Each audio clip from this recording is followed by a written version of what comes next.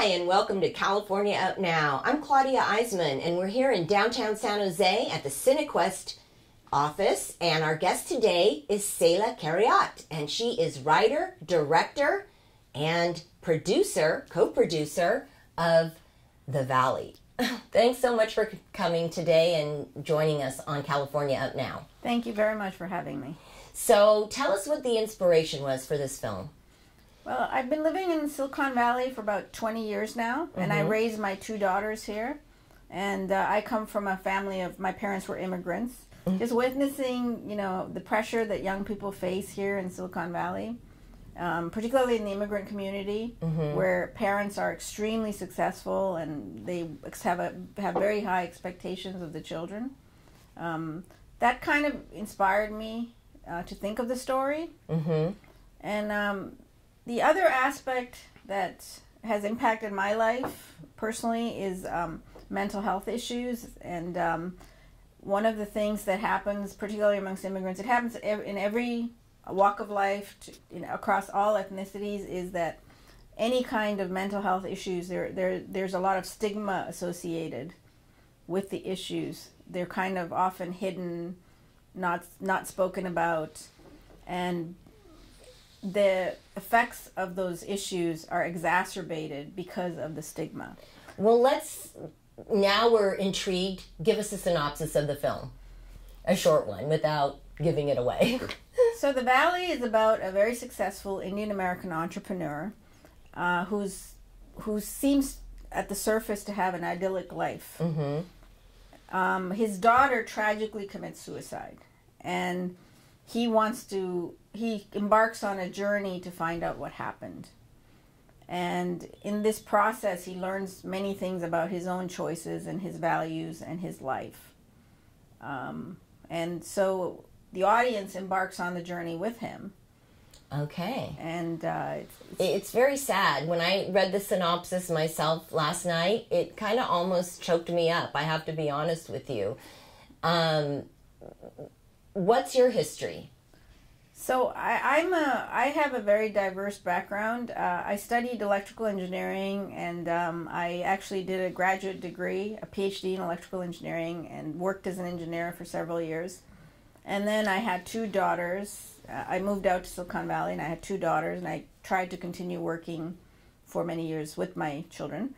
And it became very difficult, the balancing, the elusive work-life balance that doesn't exist. Yeah, who can really do that? That's what I always wonder. Yeah. So I basically took time off from corporate America and started my own building business, building speculation homes. It's an interest of mine. I really enjoy that. So, while I was doing that, I did a degree in film from San Jose State University.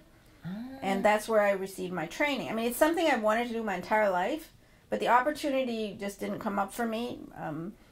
So when it did come up, I sort of seized that opportunity and did the degree, and I wrote a couple of scripts. I made some short films, and I got my experience that way, and then I embarked on this huge project. And tell us who stars in the film. Because it's not an action movie or a thriller, it's a movie that relies heavily on excellent acting, and I was very fortunate to find some outstanding actors. In order to get the lead male, I actually ended up using somebody from Pakistan. Oh, because, interesting. I didn't find anyone in the right age group with the kind of veritas, that I wanted to play that role. So I got Ali Khan, who's actually acted in Hollywood, Bollywood, as well as movies from the UK. Wow. And he's he's a consummate actor, and he does a beautiful job in the movie. And then the actress I got from India, her name is Suchitra Pillai, and she's also acted in Hollywood movies. She was in a movie called The Other Side of the Door, and she's in Bollywood movies as well. She's been in some very big Bollywood movies. So she was also very good in the movie, and so I was very fortunate. From Los Angeles, I got Jake T. Austin, who was in The Wizards of Waverly Place. He's a very well-known actor. And Krista B. Allen and Barry Corbin. And we also have some newcomers, Agnita Thakkar and Salma Khan, Hope Lauren, who do such an amazing job in the movie. So great. I'm really happy with the acting. Okay, well, we'll look forward to seeing it then. Good luck. And we'll take a break from California Up Now, and we'll be right back.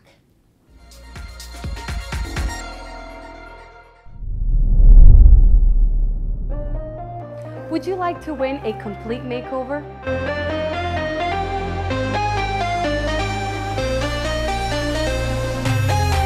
In order to participate, you must like Salon DNA San Francisco along with Attitude Show, both pages on Facebook, and share, and follow us on Instagram. So make sure to tell all your friends and family, and I will see the lucky winner soon at Salon DNA. Hi, welcome back to California Up Now, and we are here at the Cinequest Film Festival office, and my guest now is Jessica Galico, and she's publicity manager. Thanks for coming in. Thank you for having me. Thank you for coming in. Yeah, you're right. I came to you. Yes, we are on the road, and our topic is the films. We're going to talk about the films. Tell us, well, first of all, how long has Cinequest been in existence? So this is actually Cinequest's 27th year, so we've been around for quite a while. But this is the first year that we're the Cinequest Film and VR Festivals. Yes, I noticed that, and you have a big expansion. Tell us about that.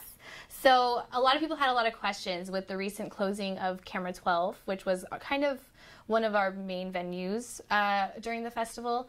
So when that closed down this past year, a lot of people were wondering, well, what's next? You know, where are you guys going to have your films? Where is all the screenings going to be? And this year we've decided to up all of our screenings in downtown San Jose. So we're having tons more events and screenings in the California Theater and the Hammer. We moved into more venues in San Jose State, Uchida Hall, the Rehearsal Hall in the California Theater, and just around downtown. On top of that, we're also moving into Santana Row. Wow. At Art Santana Row, so we're going to have screenings there. And then we're going to move into further up into the Silicon Valley, into Redwood City at downtown at the Cinemark Theater. And what about the virtual reality aspect of it? Yeah, that's our new experience this year. I mean, we changed our name for it, so it's definitely huge. Yeah. A lot of different things for that. So we're going to have a portion where it's going to be about the VR audience programs, where people can watch 15 to 20 minute films about VR and stories. Another part is a VR canteen, which is where people can do a little bit more of the interactive side of VR. So games and things like Google Tilt Brush, where they can paint a picture and then it's all around them. And then we're also going to have our VR awards. So we're going to be awarding these VR creators with just different awards as we do with our audience awards and our other film awards. Things like best film or best animation and things like that. Tell us the dates. It's February 28th through March 12th, so really soon. Yeah, it's coming right up. And if you want tickets, how do you get them? You can order them online, www.cinequest.org. Or you can also go to our box offices, which will be during the festival at our different theaters, at California Theater, Hammer Theater, downtown, and also at Santana Row. Okay, and let's talk about the Latin American films that you're screening this year. Do you have a favorite? My favorite of the Latin American films would probably be The Moderns, which is a film from Uruguay. It's about three couples actually stemming from one couple. So one couple, they bicker all the time, and so they eventually decide to break up, and then they date other people, and it's just a story about how in the end, even though they went separate ways, their paths will still cross. Interesting. Yeah. And then we also have a film directed by Penelope Cruz that has kind of a challenging title. Yes, so forgive me, Penelope Cruz, if I mess it up, but it's called Soy uno entre cien mil. But you can see it online for better pronunciation. But yes, it's her story. She was working to use this film to help raise awareness about childhood leukemia and to help fundraise and give more people an idea of the research that goes into it, and hope to have more people contribute to helping to cure childhood leukemia. Okay, and are we going to see any movie stars this year? Yes.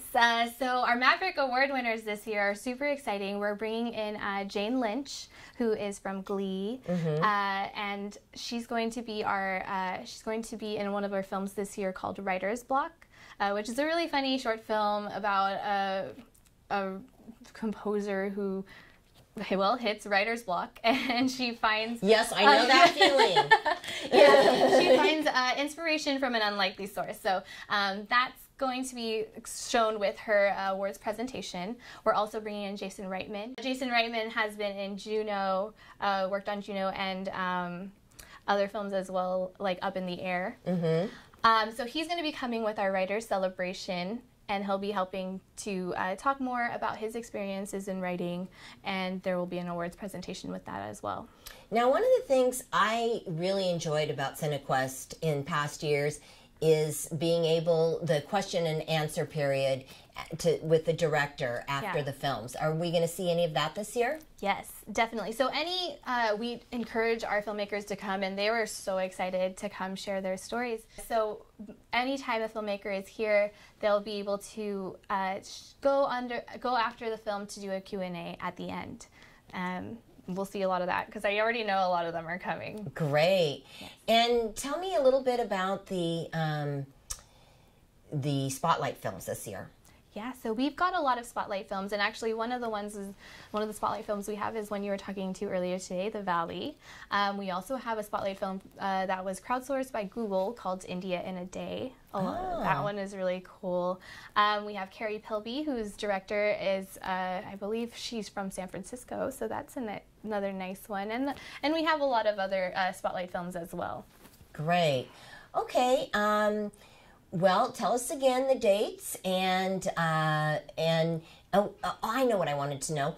What about, there's parties oftentimes? Yes, all the time. Yeah. All day, every day. So we do have the happy hour parties, the VIP soirees from 5 to 7 p.m. every day at a different location in downtown San Jose. And then at the end of the night, we have our Maverick meetups, which are kind of the after parties. Right. Those go from 9:30 till 12, also in locations in downtown San Jose. And then, of course, we have the opening and closing night parties. So opening night is going to be after our screening of The Last Word. We're going to have the party at the Farmers Union. And then the closing night party after our screening of The Zookeeper's Wife is going to be at the Hyatt. Okay, great. Well, thanks so much for coming, or for letting us come to you and talking about Cinequest. Yeah, thanks for coming. Thank you for watching California Up Now. We'll see you next time.